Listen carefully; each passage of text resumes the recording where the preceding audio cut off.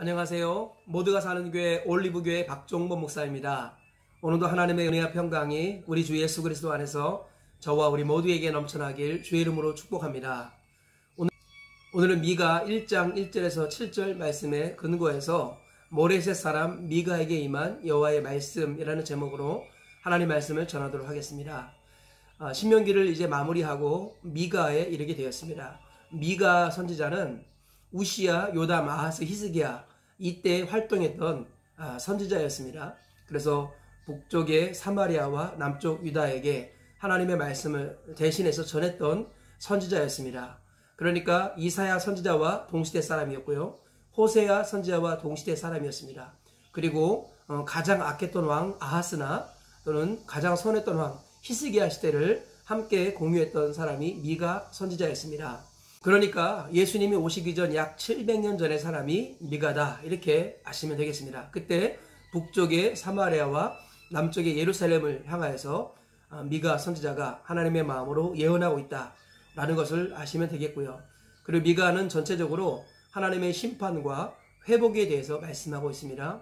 하나님께서 자기 백성들을 심판하시지만 완전히 멸망시키는 것이 아니라 그 중에 남은 자를 통해서 다시금 회복의 은혜를 베풀어 주시겠다. 다시금 하나님의 나라가 이어지게 하시겠다라고 주님이 말씀하고 계십니다. 오늘 본문 말씀 1절에 이렇게 말씀하고 있습니다.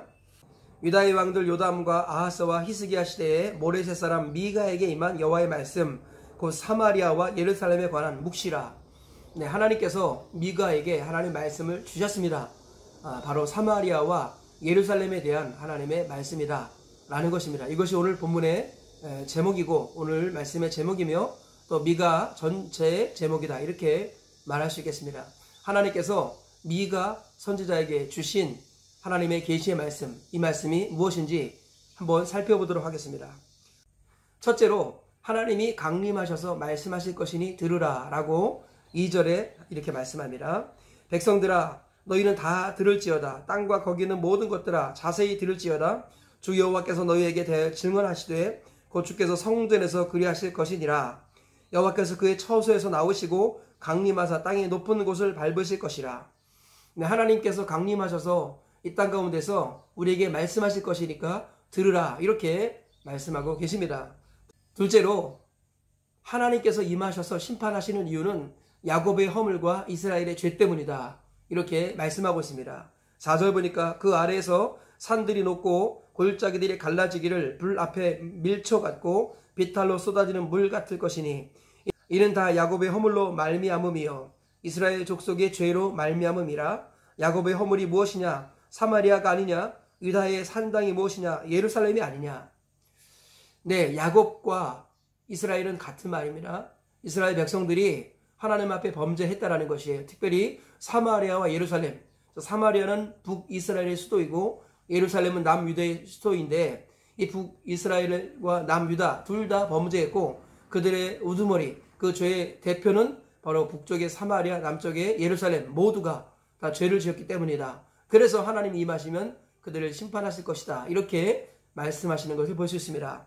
셋째로 하나님이 그들의 우상을 무너뜨리고 우상을 숭배한 그 대가를 톡톡히 치르게 하겠다라고 말씀하고 있습니다. 오늘 보면 6절 이하에 이렇게 말씀하죠.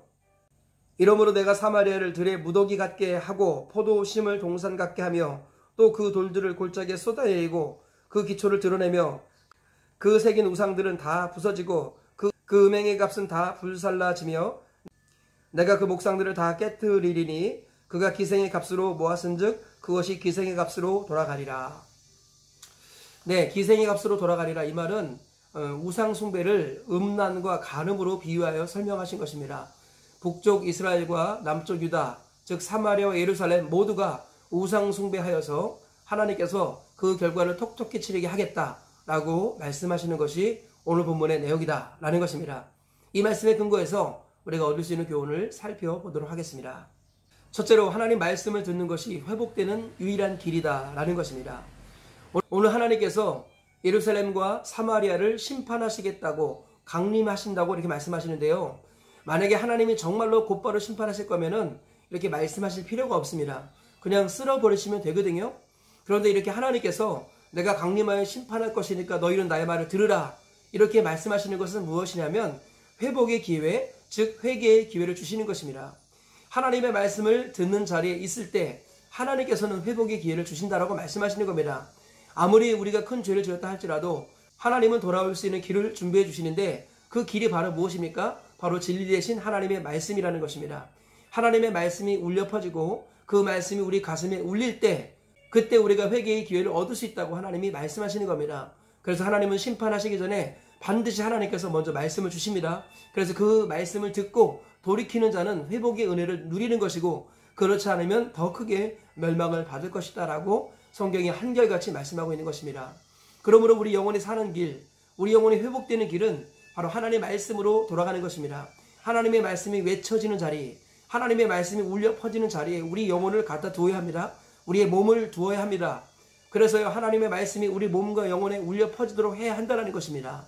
그리고 그 말씀이 우리 마음에 떨어져서 그 말씀이 자라나고 뿌리를 내리고 그리고 성장하여 열매를 맺으면 하나님께서 우리를 아름답게 변화시켜 주시는 것입니다. 우리 살리는 것은 영이니 육은 무익하니라. 내가 너에게 이른 말은 영이요 생명이라. 하나님의 말씀의 자리에 나를 던지시기를 주의 이름으로 축복합니다. 그럴 때 우리가 어려울지라도 우리가 범죄했을지라도 회복의 기회, 회개의 기회가 주어진다는 것입니다. 이 사실을 기억하시고 하나님 말씀의 자리에 나를 던지시는 하나님의 백성들 되시길 주의 이름으로 축복합니다. 둘째로 하나님은 자기 백성이 죄를 짓고 회개하지 않는 것을 가장 아파하신다는 것입니다. 하나님께서는 세상 사람들이 범죄하는 것은 당연한 이치다. 그들은 마음에 하나님 두기를 싫어하기 때문에 하나님께서 아무리 설득해도 안 되기 때문에 그들을 그 양심에 더러운 대로 내버려 두셨다라고 말씀합니다. 유기하셨다라는 것입니다. 그런데 문제는 무엇입니까? 하나님의 마음을 아프게 하고 하나님을 힘들게 하는 것은 바로 하나님의 백성들이 타락하고 범죄할 때입니다. 하나님의 백성들이 세상을 복음화시켜야 되는데 세상에 의해서 하나님의 백성들이 세속화되는 것, 이것을 하나님은 가장 아파하시는 겁니다. 그리고 특별히 하나님께서 오늘 성경 전체적으로 미가서에서 전체적으로 지적하는 죄는 우상숭배의 죄입니다. 성경 전체적으로 한마디로 말하면 하나님 외에 다른 것들을 섬기는 것, 이것을 하나님이 가장 싫어하신다고 말씀하십니다. 많은 사람들이 교회를 다니고 있지만 실제로는 재물을 섬기고 있고 실제로는 자기 자신을 섬기고 있고 실제로는 가족을 섬기고 있고 실제로는 자기 계획과 스케줄을 섬기고 있다는 것입니다. 하나님은 우상 숭배를 가장 아파하시는 겁니다. 그래서요 성령께서 오셔서 이 땅을 심판하실 때 죄에 대하여 심판하시는데 죄에 대하여라 함은 나를 믿지 아니함이요 예수님을 실질적으로 믿지 않는 것이 죄라고 말씀합니다. 가장 근원적인 죄는 내가 나의 주인이 되는 것입니다. 그리고 그 결과로 말미암아 열매로서 나타나는 죄가 재물을 섬기고 그리고 주일을 어기고 11조를 도둑질하고 그리고 주일에 그냥 마당만 밟고 그리고 자기 마음대로 살아가는 것, 이런 것들은 바로 열매로서의 죄라는 것이죠. 그 근원적인 죄는 주인이 바뀌지 않았거나 다시 옛날로 돌아갔다라는 것입니다.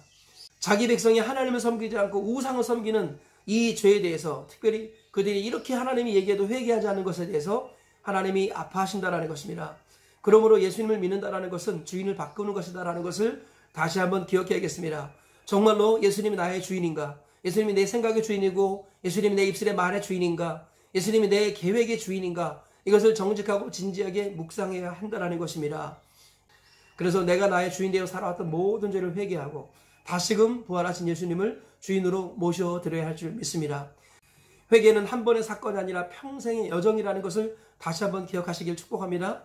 그래서 오늘도 순간순간 예수님 말고 다른 것이 나의 주인이 됐다면 철저하게 회개하고 다시금 예수님을 나의 주인으로 모셔드리는 이 고백을 하나님 앞에 진지하게 하시는 우리 모두가 되시길 축복합니다. 그래야 해서 삶의 모든 영역 속에서 구석구석에서 다 예수님이 주인이 되어서 내 인생의 전체가 예수님이 주인이 되고 하나님이 아버지가 되는 복을 누리시고 하나님 나라 천국까지 들어가시는 저와 우리 모두가 되시길 주의 이름으로 축복합니다.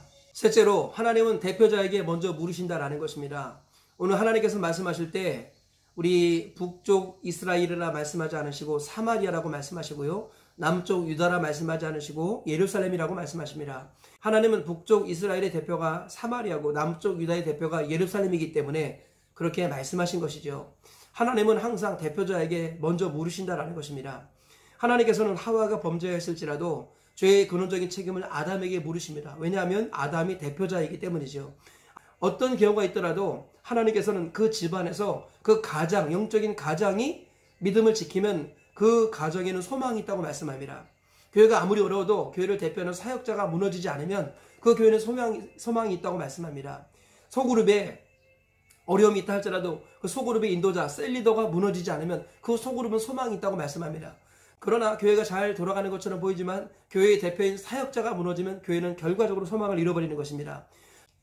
집안이 잘 돌아가는 것처럼 보이는데 집안의 가정이 하나님을 섬기지 않고 재물을 섬기고 우상을 섬기다. 그럼 집안 전체에 영적인 위기가 오는 것이죠. 성경은 말씀합니다. 목자를 치면 양이 흩어지리라. 그러므로 교회는 가장 깨어있어야 될 사람이 영적 대표자인 조혜종 사역자입니다. 소그룹도 마찬가지입니다.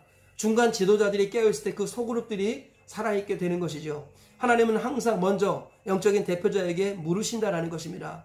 그러므로 대표자는 먼저 깨어있기를 게을리하지 말아야겠습니다. 이 말씀을 들은 모든 사람들 가운데 가정과 교회의 대표자들이 이 말씀을 듣고 깨어나셔서 먼저 하나님 앞에 겸비하시는 은혜가 있기를 주의 이름으로 축복합니다. 그래서 대표자들을 통해서 하나님께서 각 개인에게 복을 주시고 교회를 통해서 각 가정에 주시는 그 복들을 다 받아 누리시기를 주의 이름으로 축복합니다. 말씀의 결론을 맺겠습니다. 모레셋 사람 미가에게 주신 하나님의 말씀을 통해서 교훈을 살펴보았습니다.